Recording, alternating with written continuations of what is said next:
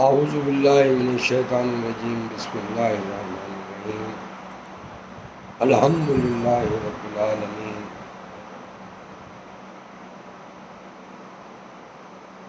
آج اللہ تبارک و تعالیٰ نے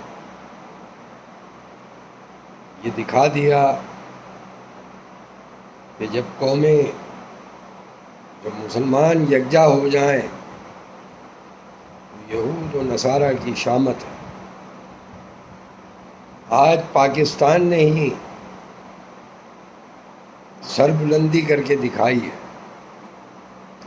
تو میں یہ جانتا ہوں کہ پاکستان آنے والے وقتوں میں دنیا کا سپر پاور ہوگا، مگر جو لوگ پاکستان میں یہود و نصارہ کے ایجنٹ ہیں، اب ان کی شامت کا ٹائم ہے، لہذا وہ اپنے قبلے درست کر لیں، ورنہ ان کا مقدر جہنم ہے۔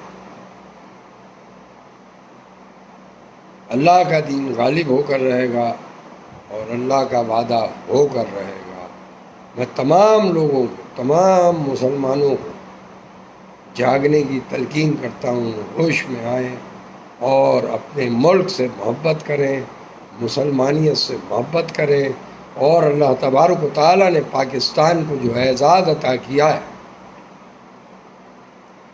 وہ دنیا میں مسلم ممالک میں کہیں کسی کو عطا نہیں۔